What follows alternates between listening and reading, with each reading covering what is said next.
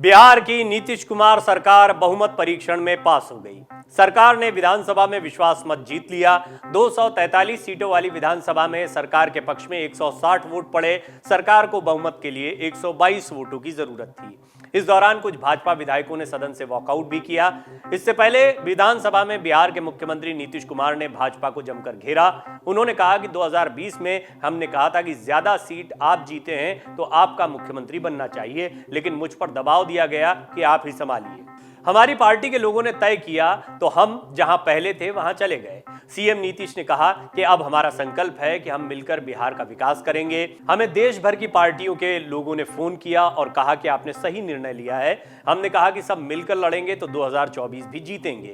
अब देखिए, यहां पर इशारों इशारों में नीतीश कुमार ने 2024 की रणनीति के बारे में जिक्र कर दिया है। यानी कि कुल मिलाकर जो हम पहले भी आपसे कह रहे थे कि ये लड़ाई सिर्फ बिहार में अभी सत्ता परिवर्तन की नहीं थी, ये तैयारियां 2024 के चुनाव की हो रही हैं। महागठबंधन की जो तस्वीर इस वक्त बिहार में देखने को मिल रही है, बहुत मुमकिन है मोदी को, बीजेपी को यही गठबंधन, यही महागठबंधन 2024 में चुनौती दे।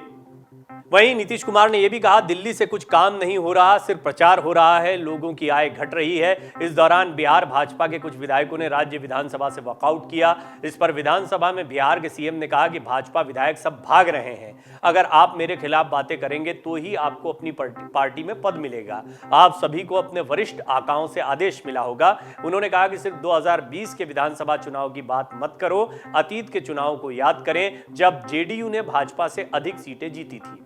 गौर करने वाली बात है कि इस बार जेडीयू की सीटें काफी कम हो गई थी, बीजेपी की सीटें बहुत ज्यादा थी। दोनों ने मिलकर चुनाव लड़ा था और ये बार बार कहा जा रहा था, एक तरीके से ये एहसान जैसा था कि नीतीश कुमार की कम सीटों के बावजूद उन्हें मुख्यमंत्री बनाया गया था। तो नीतीश कुमार ने पलटवार करते हुए कहा कि सिर्फ 2020 के चुनाव की बात मत करो, इससे पहले के चुनाव की बात करिए। पटना विश्वविद्यालय को केंद्रीय दर्जा देने का मेरा अनुरोध स्वीकार नहीं किया गया। 2017 में जब मैंने पटना विश्वविद्यालय को केंद्रीय दर्जा देने की मांग की तो किसी ने इस पर ध्यान नहीं दिया।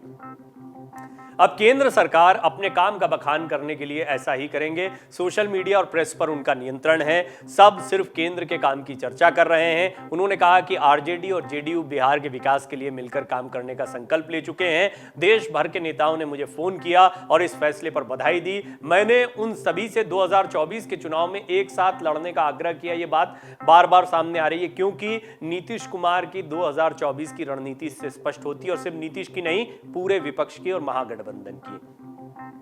अब अगर नीतीश कुमार की इन बातों को मोटे तौर पर देखें तो उन्होंने इस बात की ओर इशारा कर दिया है कि आगामी लोकसभा चुनाव में विपक्षी एकता के लिए वो एक महत्वपूर्ण किरदार बन सकते हैं, महत्वपूर्ण रोल प्ले कर सकते हैं। इसीलिए अमर उजाला ने भी पोल के जरिए जब आम जनता से पूछा कि क्या नीतीश कुमार 2024 में विपक्ष के लिए पीएम का फेस बनेंगे, तो भारी संख्या में लोगों ने माना था कि हाँ, नीतीश कुमार विपक्ष के लिए पीएम का फेस बन सकते हैं। शायद नीतीश कुमार उसी की तैयारी में लगे हैं। इसकी चर्चा जोरों पर है, लेकिन ममता बनर्जी जो अभी तक इस दौड़ में आगे थी, उनके लिए झटका हो सकता है। क्या नीतीश ममता को मना पाएंगे? ये भी एक बहुत महत्वपूर्ण समीकरण रहने वाला है 2024 के लिहाज से।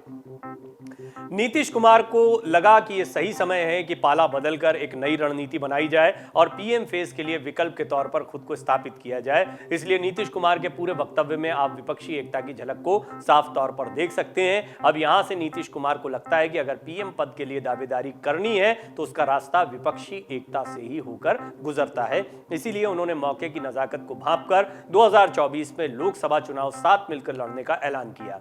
इस बात को इसलिए भी गंभीरता से लेना चाहिए क्योंकि आज ही एनसीपी के राष्ट्रीय अध्यक्ष शरद पवार ने भी विपक्षी एकता को मजबूत होने की बात कही है। साथ ही उन्होंने इस बात पर जोर दिया है कि विपक्षी एकता में आम आदमी पार्टी और कांग्रेस कैसे हो सकती है, क्योंकि दोनों एक दूसरे की धुर विरोधी हैं। तो शरद पवार ने कहा कि अभी फिलहाल बीजेपी को हराना है तो उस पर ध्यान दिया जाना चाहिए, आपसी मतभेद पर नहीं।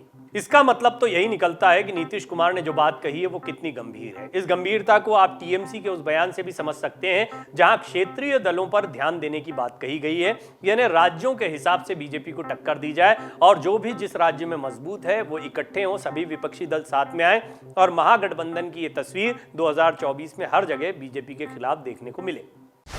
डाउनलोड करें अमर उजाला ऐप और पाएं खबरें लगातार।